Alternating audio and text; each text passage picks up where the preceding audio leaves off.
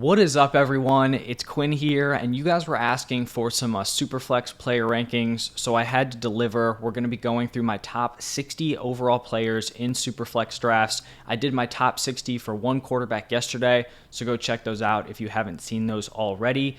I'm going to be more focused on the quarterback prices in this video. Like, since I've already gone through the top 61 quarterback, I've already gone through my positional rankings. I've talked about these guys at the non-quarterback positions a lot, especially relative to one quarterback leagues. So we're going to be locked in on the QB position. And then I also just want to point out that I feel like Superflex drafts can really vary from league to league. So it is kind of important to just understand the way your league is going and make adjustments throughout your draft. Like, in some leagues, you're going to have 7, 8 quarterbacks going around one. In other leagues, you're going to have more like non-QBs thrown in that first round. I do think there's going to be a lot of variance, so just kind of keep that in mind. Also splitting these players up into tiers. If you enjoy the video, do me a huge favor, hit that like button and subscribe to the channel. But let's just jump right into it. We're going to start off in tier 1. We're going to have Josh Allen, Patrick Mahomes, Jalen Hurts, Lamar Jackson, Justin Jefferson, Justin Fields, Justin Herbert, Joe Burrow, Jamar Chase, and Christian McCaffrey. So we've got my clear top 7 quarterbacks and then my clear top 3 outside the quarterback position within this tier. I think we look at Allen, Mahomes, Hurts, and Lamar Jackson.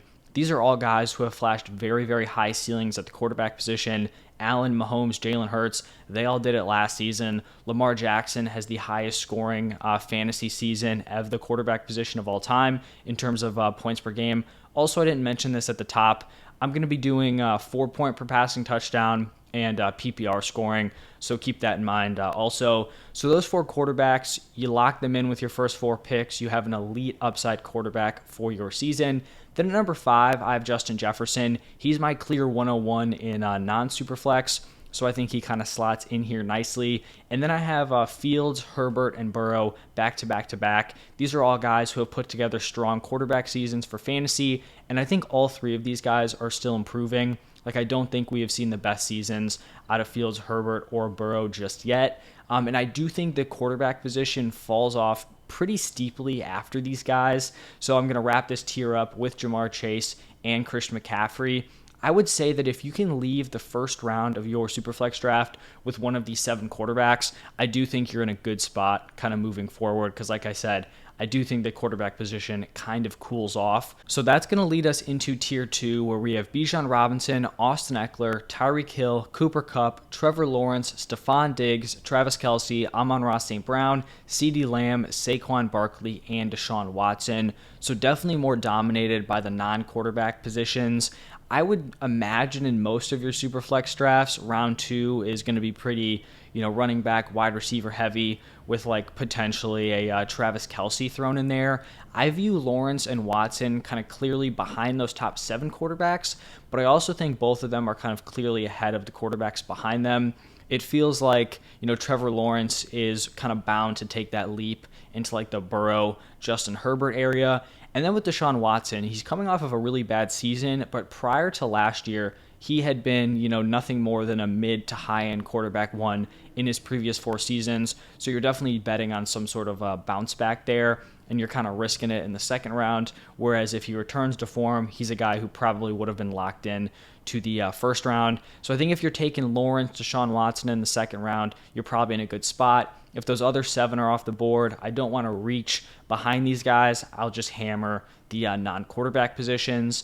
And then moving into tier 3, we're going to have Tony Pollard, Devontae Adams, Nick Chubb, A.J. Brown, Derrick Henry, Garrett Wilson, and Jonathan Taylor. So you guys are going to see there's going to be a decent gap in my rankings between Deshaun Watson and then the next quarterback I have here. I do just want to point out that I dropped Jonathan Taylor a few spots from yesterday's video. The reports surrounding his relationship with the Colts just continue to get worse. And he's also in this weird spot where he's still on his rookie contract, so it's not like he's going to be turning down playing on the franchise tag. And then I do believe the Colts can still tag him after this season. So I don't know how much leverage Jonathan Taylor has in this situation. I would still lean towards something being worked out here, because obviously JT wants to play, and the Colts probably don't want to have a disgruntled star, just like sitting on their roster, but not actually helping them win games. But I do just think I had to dock him a little bit, so I moved Brown, Henry, and Garrett Wilson ahead of him. And then I would say like in this range, this is kind of like mid-round 2 to mid-round 3 area, or this like 2-3 turn. If you're not drafting one of the top 9 quarterbacks, I would just be pretty focused on the non-quarterback positions from like round 2 through the mid-round 3 area. And then tier 4, we're sticking to the non-quarterbacks: Jalen Waddle, Chris Olave, Mark Andrews, Calvin Ridley, T. Higgins, and Devonta Smith. I think this is a really nice spot to kind of snag those back-end wide receiver 1s / high-end wide receiver 2s, and then throw Mark Andrews in there. Now, tier 5 is where we're going to get back to the quarterback position. So pretty loaded with QBs here. We're going to go Daniel Jones, Tua, Jahmyr Gibbs, Josh Jacobs, Ramondre Stevenson, Geno Smith, Dak Prescott, Anthony Richardson, Aaron Rodgers, and Kirk Cousins.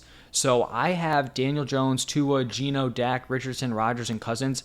I have all those dudes in the same tier. So I think in your SuperFlex drafts, you're going to have some of these guys go below this. You're probably going to have a few of these guys go ahead of this spot. I think within your drafts, you're going to see these guys spread across 2+ rounds, in terms of where these players are going.